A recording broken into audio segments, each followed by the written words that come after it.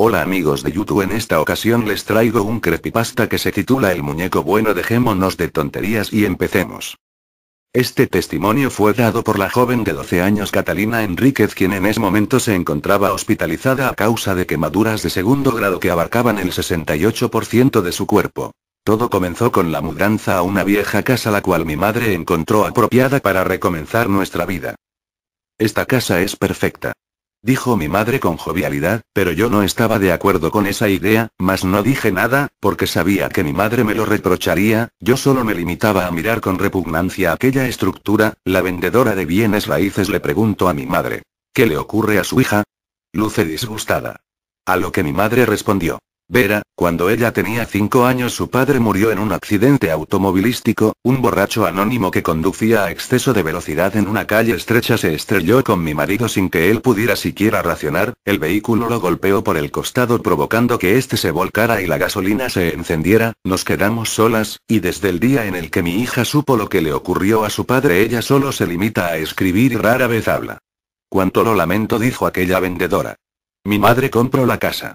Todo fue normal por los 2 primeros días, 2 días en los que fue una vida cotidiana, hasta que comenzó la escuela. No conocía a nadie, pero apenas llegué y se supo que mi padre estaba muerto comenzó el bullying. Las cosas que me decían eran horribles, me gritaban cosas como fenómeno, puta, sin padre, y un montón de otras cosas de las que solo me quiero olvidar. No lo pude soportar, volví a mi casa para encerrarme en mi cuarto. Mi madre ni siquiera se percató de cómo estaba. Cerré la puerta entre lágrimas, y empecé a llorar como el día en el que él murió mi padre. De pronto, comencé a sentir una pequeña brisa, y de la nada unas voces empezaron a retumbar en mi cabeza. No sé cuántas voces eran, pero recuerdo perfectamente lo que me decían. No llores, no lo mereces, humanos crueles, destructores, salvación, perdición, siempre vigilando, siempre a tu lado. A partir de ese día comenzó lo extraño, los objetos se movían o desaparecían solos. Incluso mi madre entró a mi cuarto una noche preguntando si me encontraba bien, porque ella veía una luz blanca que iluminaba todo por las noches. Un día después del cole encontré una llave tirada en el antejardín de la casa. No fue difícil verla ya que tenía una especie de llavero que emitía un brillo cegador. En la llave había también una etiqueta que decía: sótano. ¿Cómo era posible que en 2 meses no la haya visto ni yo ni mi madre? E incluso, sótano.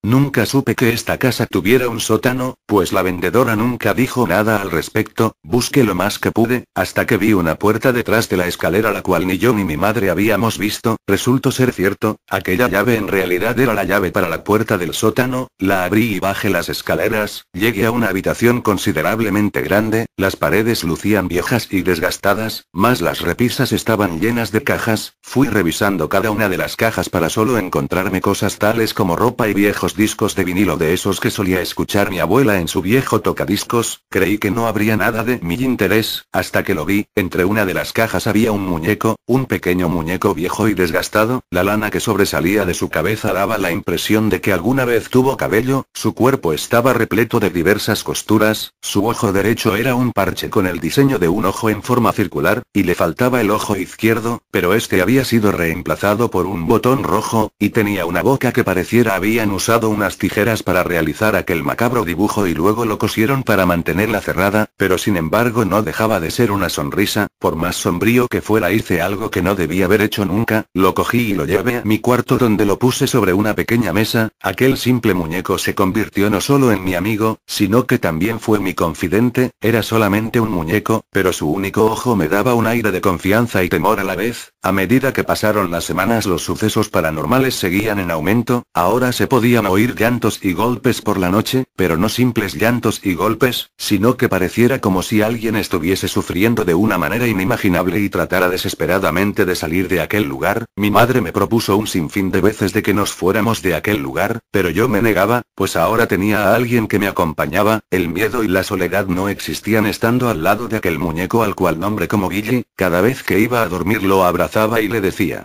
buenas noches Billy, te amo. Me encariñé tanto con aquel muñeco que lo llegué a considerar algo así como mi novio. 3 meses después mi madre y yo ya nos habíamos acostumbrados a estos sucesos, la verdad es que nunca nos esforzamos por hacer que se fueran por temor a que ocurriera algo peor. Sin embargo, hubo un día en el que dudé que fuesen realmente fantasmas. Yo no tengo un pijama, solo uso un camisón blanco a la hora de dormir. Estaba cansada y aunque luché por tratar de quedarme despierta no lo conseguí. Eran las 9 de la mañana, me había despertado temprano, pero lo raro no era esto, sino que al despertar ya no tenía ropa interior, y mi entrepierna dolía. Simplemente lo ignoré, pensé que había sido un simple caso de sonambulismo, no presté atención a Billy por los próximos 5 días, y lo hubiera seguido haciendo, pues ya no me importaba en lo más mínimo, pues yo ya tenía a mis amigos, y él ya no era necesario. Un día después de la escuela solamente me recosté en mi cama y vi a Billy, solo cerré los ojos unos minutos y empecé a sentir una extraña respiración frente a mi rostro. Abrí los ojos y lo vi a él, observándome fijamente. Me dijo con una voz que pareciera provenir de una persona de carne y hueso: hola mi amor.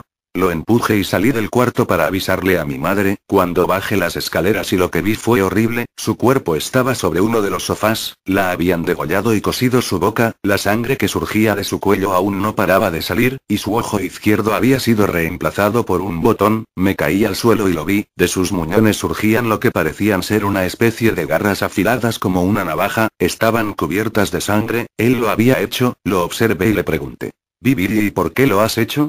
¿Qué te he hecho?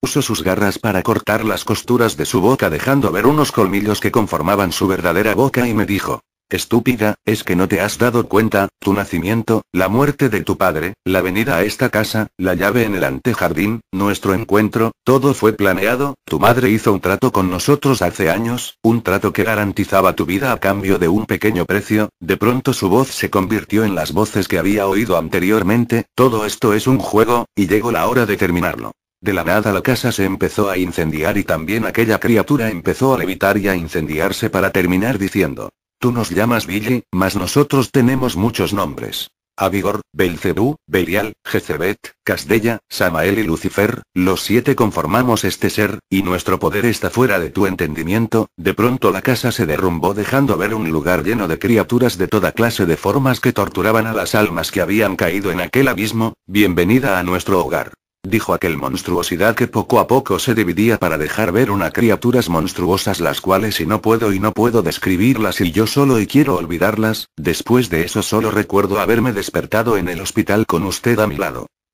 Catalina, quien en ese entonces tenía la edad de 18 años, falleció por un fallo cardíaco. El resultado forense también demostró que ella estaba embarazada, pero no de un ser humano, sino que hallaron una especie de bola de carne que tenía algo parecido a un botón.